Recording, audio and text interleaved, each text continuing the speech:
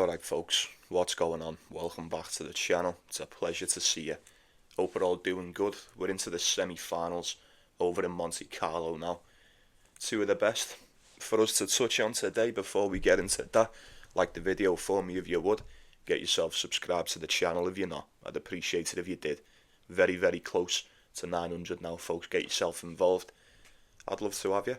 If you want to support the channel, there's a link in the description and the pinned comments, along with the pics and the timestamps and pretty much everything else that you'll need. But first things first, did we manage to get any winners today? Another day, another dollar for me personally, ATP plus the 4.5. Very, very happy with that. I was never in doubt. Look, that ended up dropping to 3.5, but it wouldn't have made a difference. You still could have took that and you still would have cashed. Happy days, very, very pleased with that. First off today though, there's only two, so it's probably going to be a short one folks. Before we speak about anything, is it just me or has this been an absolute belter of a tournament? I've really enjoyed this. I don't know, maybe it's just me, but there's something about these Masters tournaments, man. Maybe just because I excel in them. I don't know. They're usually fairly profitable. Well, they've all been this year. But I don't know, man. They're good, aren't they? They're just like mini slams. All of these have been like mini slams so far this season. They've been fantastic. Very, very happy with what we've been treated to. But as another one draws to an end, it's still not over. There's still everything to play for these lot. And first off, we've got Davidovich, Fokina, Carlos Alcaraz. My oh my, what's going to happen in this one? You're getting Carlos Alcaraz as a big, big favourite in this. I say a big favourite, it's parlay peaceable in it, 1.25 to 1.3. You know, we've pieced up stuff like that before. That's a parlay piece. I do think Alcaraz gets past Davidovich Fokina for what it's worth. But it's not as cut and dry as that, is it? I had a feeling he was going to get past Artifice, but he nearly didn't. You know, he nearly didn't get past Cerundolo just until he did. Daniel Altmaier was a lot more convincing, but it was always going to be. Artifice was playing really, really good. Not only this tournament, Artifice was fantastic all season, especially in these Masters tournaments. It was never going to be easy for Artifice to get past Alcaraz, but it swings the same way. It was not easy for Alcaraz either. Anything but the sort. But you have to admit, it was a very, very solid performance once again to see that one out against the inform Artifice. Davidovich Fokina. What did he do? What did he do against Popper? And more so, what did Popperin do, or what did he not do? Not impersonal, very, very underwhelming quarter-final performance from Alexei Popperin. Considering, what he's just pulled off against Casper Ruud. But like I said, I didn't get to catch all that game, but from what I've heard from the majority of yous, I feel like a lot of that had to do with Popperin being a bit lucky in terms, and then Casper Ruud just shit in the bed just as much. It may not have been, but I can't help but feel like Casper Ruud would have had a well better go against Davidovich Fokina than what Popperin did, but it couldn't be more irrelevant. 6'3", 6'2". He looks so out of his depth. So out of his depth. Maybe he'd just given us all against Casper Ruud. But I don't know, I feel like if you've got that in your locker and you can do that against Casper Ruud, why can't you? Why can't you? But you can barely win a point against Davidovich Fokina. Maybe that's a bit unfair to say because, as we all know, Gael has been shit hot all season, and he's been fantastic this week. Unbelievable. I'm very surprised he's gotten this far. Ben Shelton, he could have lost that one. Wouldn't have been surprised to see Ben Shelton lose that and then see Shelton get fucked off in the next one. Echeverry could have been a bit of a sleeper spot for him. He made that one look dead easy. And then, let me just take this dagger out my heart really quick. He's just done Jack Draper in 3 sets. Very good. Good performance, although a lot of that did fall down to Jack Draper just struggling more than anything. He managed to pull that one back, even though he was struggling. We know how good he is. We've seen him struggle before. he just didn't have enough in the bag to get past Davidovich Fokina on the clay, and that's all right. That's all right because you look at the numbers statistically throughout the week. Davidovich Fokina has been unbelievable. The numbers are just off the charts. They really are. All percentages are exactly where you'd want them to be, if not a lot better. Faces Alexei Popyrin today. A lot of us thought, like I had no horse in that race whatsoever. A lot of us thought Popyrin stood a really good chance. I've seen a lot of Popyrins for a set. Popyrin on the money line. Fucking no dice. No dice there. He didn't stand a chance. Davidovich Fokina looks like he's got a better racket than everyone else. I don't know. He's hitting that ball so much better than everyone. There's a lot more whip behind it. It comes in a lot more fast. Them backhands are really good too. I don't know whether that's something he's just improved on over the seasons, but it seems to really come to light in this one. He's whipping the shit out of everyone. Is he going to win against Carlos Alcaraz? I didn't think he was going to beat Jack Draper. Yet he did. Carlos Alcaraz is not going to struggle as much as what Jack Draper did. Although, you have to admit, I think Carlos Alcaraz, even though he's winning, and on paper the results look good, I don't think he's playing his best tennis at the moment. I really don't. You know. But if you can scrape by beating some of the best, playing, far from your best tennis, I imagine you're going to get it done against Davidovich Fokina. But I will say this, folks. Go and look at the statistics. Statistically, I know he's played one more game, but it does lean in the favour of Davidovich Fokina. I don't think he's going to be able to get that sort of game off against Alcaraz. Don't get me wrong, I feel like we'll most definitely... It's safe to assume we may see a dip in what Davidovich Fokina can bring today when you've got Alcaraz on the other side of the net, but that spread's 4.5 again. I took Artifice plus the 4.5. I think Davidovich Fokina's been playing just as good. Maybe if not a little bit better than Artifice, I think I've been a bit more impressed with Davidovich Fokina. I'll give him that. That'd be the play for me. Take Guile on the points. He could take a set off this version of Alcaraz. He really could. He really could.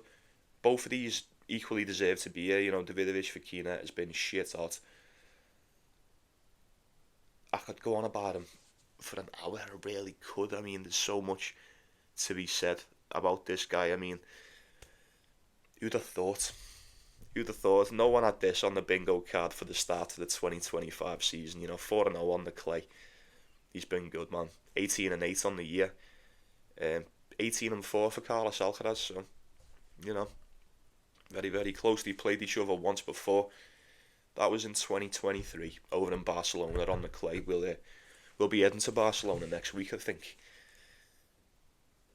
Tiebreaker in the first, 6-4 in the second. Now, I know a lot's changed in the past 2 years for both of these players, admittingly. But if it was that close back then, I can't remember seeing Davidovich Fokina ever play this good. If it was that close back then, I'd be willing to roll the dice and say it'd be even closer back now. Well, back now. It'd be even closer in today. 4.5 for Guile on the spread. I'm so tempted to take it. If I don't take, it's not too bad. If I don't take it and it comes in, I can just say I told you so. But if I take it and then, if Carlos Alcaraz comes out and just absolutely bullies him like 6-2, 6-3, you would not be surprised whatsoever. I don't know. I'd be taking Guile on the points. I really would. Why not? It's Monte-Carlo and it's semi-finals, folks. Have a bit of fun. Don't be boring. Don't just go Alcaraz on the money line. Or if you're parlaying it, I'd take Alcaraz on the money line. But if you're just going for a single, I think it'd make it a lot more interesting. I'd say a lot more interesting. It'd be 10 times more stressful, but it would be more fun to take Guile on the points here. I think it's very doable for him. Very doable. Bold shout, I understand, but we'll wait and see. We shall see. And then we'll move on to the last one. No, I think this is the one we're all looking forward to. Am I right? Got Lorenzo Musetti, Alex de Minaur. Head to head is 1 apiece for these two. Musetti winning the most recent one. That was back in Queens on the grass last year. I'm going to try and get tickets for Queens this year as well. Fucking love that tournament. And then the Demon beat him in the Australian Open 2022 over on the hard court. A lot has changed since then. Where do I start with this? Where do we start here? How do we do our shit for this one, folks? I mean, who's it gonna be? Who's it gonna be? You're gonna have to help me out a little bit here, folks. Like, how good has Lorenzo Musetti been? Let's just say that for the start. Fantastic. Multiple times this week, I thought Musetti was done for. Done for. No. He was sorely mistaken. That game against Boo was a little bit dicey, but he managed to rally and come back and get that one done. He then plays Yuri Lehechka, and he got drilled, absolutely drilled by Lehechka in that first set. But then it was more of the same. I'll hit you with a little 7-5 and then a 6-2 in the third. See you later, mate. I'm going into the next round. But then I've got to play Matteo Berrettini, and everyone thinks I'm going to get beat. Well, I say everyone thinks I'm going to get beat. The real people know what I'm going to do to this guy. Yeah, 6-3, 6-3. Shut everyone up, didn't he? Shut everyone up in that one. Great stuff there. That's the best one we've seen from him, I'd say. Or would you? I don't know. The performance against Tsitsipas, man. Fuck me. It's like he's just toying with us now, and he's like, watch this, I'll give Tsitsipas the first set and I'll give him a 6-1, and then I'll just come back 6-3, 6-4. Now, I will say, I did say in the last video, this had all the makings of Tsitsipas starting well, and I did say he's just the type of guy to just melt away as this game goes on in this specific spot. And then, the rest is history, innit? Rest is history. His serve just started to fail him a little bit. It was a good game nonetheless, but Musetti just too much in the end. Is he going to win this one? Is he going to make the final? I didn't have Lorenzo Musetti making the semi-final. Well, maybe not the semi-finals. I definitely didn't have Musetti making the final. And you know what? I sure as hell didn't have the Demon making the final over here as well. That's nuts. He's been fantastic too. That first game against Thomas Mahac, he did drop the first set and then rallied and come back. Great stuff there. What did he do against Daniel Medvedev? A lot of people thought that was going to be close. 6-2, 6-2. Made Daniel Medvedev look like a fucking pickleball player over on the clay. And if you thought that was bad against Medvedev, oh my god. Dimitrov, what have you just done today? Was that even Dimitrov that turned up, or was that like his fucking retarded brother or something? What happened to him? Homer Simpson versus the Krusty Bagel. Stop. He's already dead. Double bagel? Get the fuck out. Are you joking? Double bagel. Now look, I know Grigor Dimitrov, especially at this point, he tends to fade the deeper he gets into these tournaments, and that's okay. But come on, not like that. Not like that. Double bagel. Has Dimitrov ever been double bageled in his life? Oh, I don't know. Someone find that out for me. I bet you he hasn't. Jesus Christ, he probably would have been like fucking 12 years old the last time that happened to him. What did Demon do? Like, that is the Demon for you, isn't it? That's why we call him the Demon, folks. I mean, look, just say it how it is, innit? I can only be straight with you. If you're going to beat Medvedev like that, and if you're going to beat Dimitrov like that, you're probably going to beat Lorenzo Musetti. Maybe not like that. Look, even if you bagel Musetti in that first set, he's probably going to come back and take that second, is he not? So, I feel like Lorenzo Musetti for a set, it's a solid pick. It's a solid pick, folks. It really is. If you're parlaying that with someone, the way he's been playing, that no one could call you stupid for taking that. You do as you will. But I ask you this, how do you stop? How do you stop what the demon's bringing there? How do you kill that which has no life? You know, this guy's got bags and bags of energy. Bags of energy. I say it every time about Alex de Minaur. Fitness is the name of the game, and it's usually the deciding factor in this one.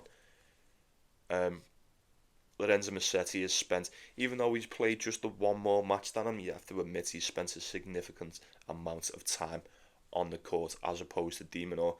Alex de Minaur had a pretty long one against Thomas Mahac, and then in total against Medvedev and Dimitrov, he's probably spent no longer than fucking 20 minutes playing the pair of them. It's Oh, I've got Alex de Minaur at 1.81 on the Betfair exchange. I'm taking it, folks. Fuck it. I'm taking it. Any objections? Look, you pay your money, you take your choice. We get to this point in the tournament where, some of you may have been taking the demon all week, some of you may have been taking Musetti all week, and now we intersect, and now you've got to make a choice. You have to make a choice. Who have you been more impressed with? I'd say slightly been more impressed with Musetti because I know what de Minaur can do on the day, but de Minaur has been playing a hell of a lot better than what I know he can do. And I know he can play really good, but then past two games, man,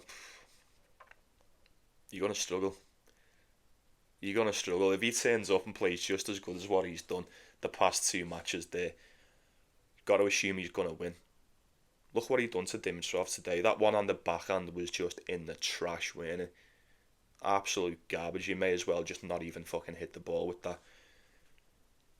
Is it going to be more of the same? If you can just target that with Musetti and just run him around the court, Musetti is not going to outlast de Minaur in the fitness department. I'll guarantee you that. I'm going with Alex de Minaur, folks. Fuck it. Fuck it. You may hate it, you may love it. It is what it is. You let me know what you're going for, yeah? Very well then. Sound. I'll be seeing you for the final. Have we got two tournaments next week? Have we got Barcelona and Hamburg, is it? I don't know. Don't quote me on that. I'm sure it's two 500s. Grind never stops, does it? I fucking love it as well. I'm all here for it, folks. You know what I'm about. But I'll be saying good night to you then, yeah? You have yourself a good Friday. I'll be seeing you soon. Take it easy. Take care of yourselves. Take care of one another. Get yourself involved. Best bets, all that stuff. Doesn't matter what for. Share with the group. Don't be shy. Right then, folks. I'm pretty certain I'm going to go with the demon. If it's pinned, it's pinned.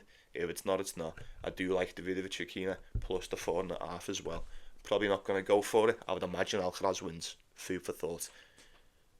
Let's go get that cash. Once again, enjoy the tennis today, folks, and I'll see you tomorrow.